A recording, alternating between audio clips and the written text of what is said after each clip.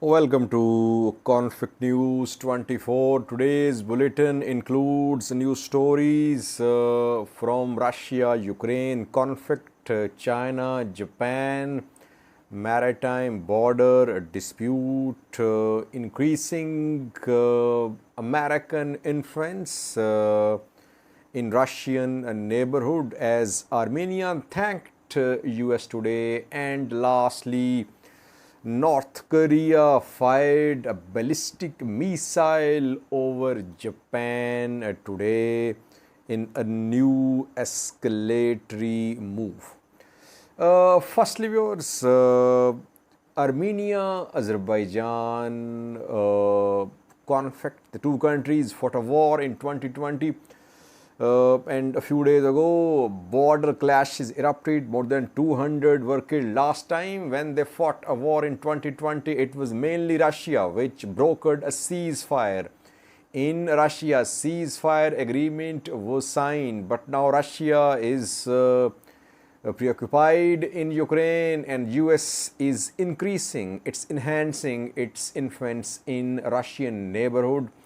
And Blinken talked to Armenian and Azerbaijani foreign ministers on Thursday. Before that, on the sidelines of UN General Assembly session a few days ago, meetings were facilitated between Azerbaijani and Armenian leaders by US government. And today, Nikol Pashinyan, Armenian Prime Minister, thanked US for assistance in the release of 17 Armenian prisoners of war who were in the custody of Azerbaijani forces.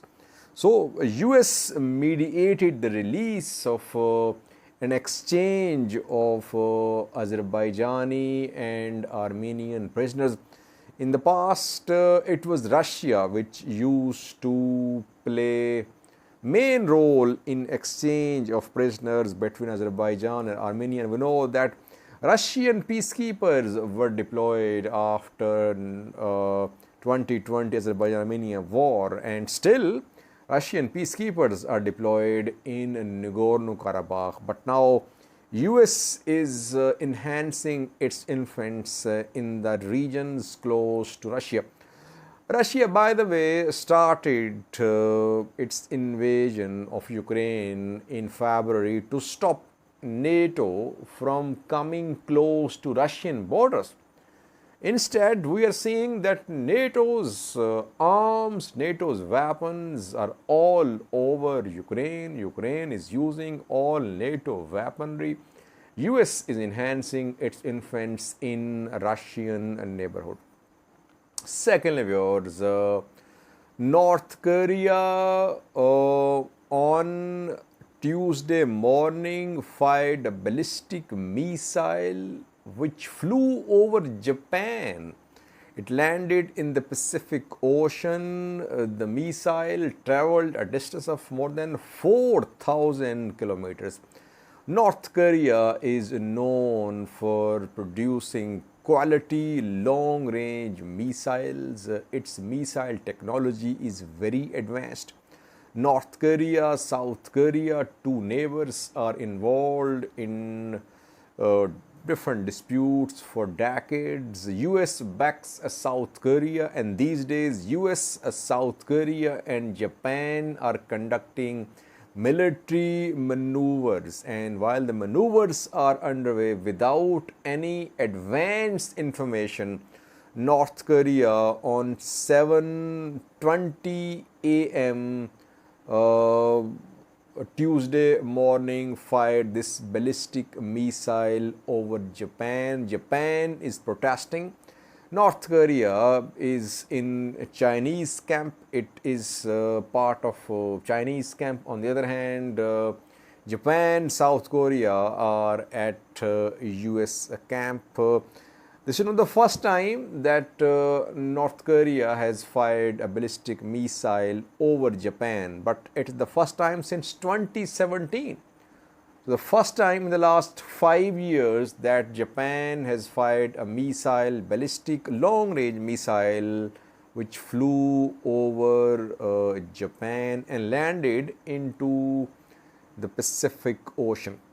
Thirdly, viewers, Japan is protesting Chinese gas exploration activities in East China Sea. Japan and China are involved in maritime border dispute in the East China Sea. They could not fix the EEZ of the two countries, exclusive economic zones. Talks were held in 2008, and after that some gas reserves were discovered in the border areas, median line, close to median line. Some gas reserves were discovered in the East China Sea, and talks were held. Talks have been going on for years about joint extraction of this gas. Talks did not succeed. Meanwhile, China started developing its gas exploration in these border areas, maritime border areas of Japan and China in East China Sea. And today, Japanese foreign ministry protested to Chinese government that Chinese gas rigs have been seen involved in activities which could be an indication of extraction of gas in the area which is very close to median line in East China Sea. So, long-standing dispute between China and Japan in the East China Sea because of the presence of gas reserves like we are seeing in the Eastern Mediterranean.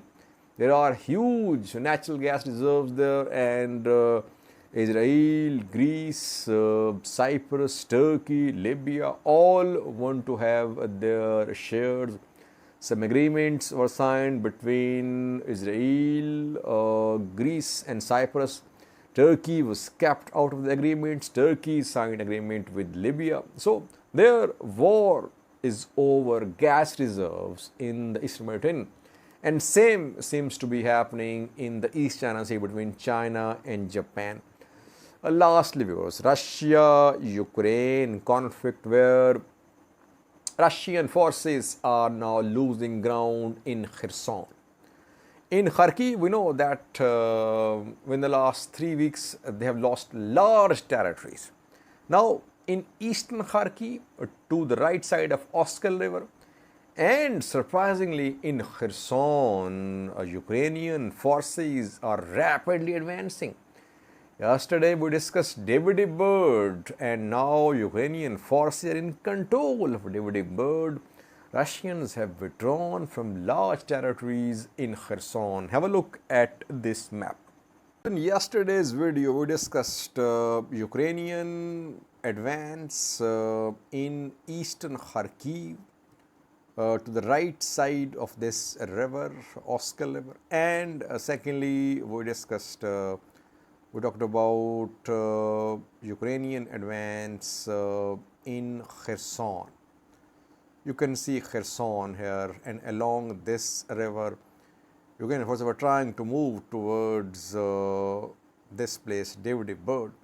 So, firstly, eastern Kharkiv front, where along Oskil River, Ukrainian advance is ongoing. Ukraine is retaking territories to the east, to the right side of this Oskil River. Yesterday I reported about Borova, Pidliman, Shaikevka, Nevestine Salone, and Vaishya Salone, that these settlements had come under Ukrainian control. Now, along this road, Ukrainian forces have advanced. They have captured more settlements like this one, Novo Platonivka, under Ukrainian control. Secondly, Bohoslavka, lost by Russians.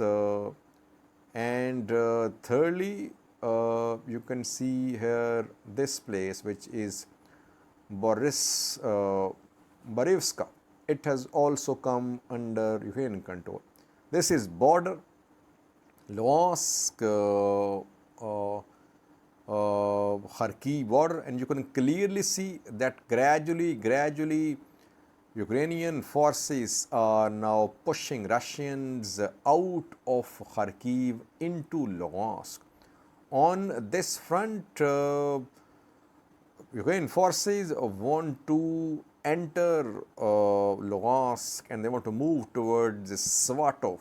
You can see Svatov here. So, Ukrainian counteroffensive is resulting in Russian retreat from Kharkiv. You can see Kharkiv, this is Kharkiv oblast and this is Kharkiv-Luhansk border, and Russians lost Kupiansk. Now they're trying to set up defense lines to the east of Oskil river, but they are losing ground here as well, gradually being pushed towards the border, which is Luhansk, Kharkiv border. On daily basis, Ukrainian forces are taking control of new territories in eastern Kharkiv. Liman in Donetsk under Ukrainian control, and here they are pushing towards the border, Donetsk-Luhansk border.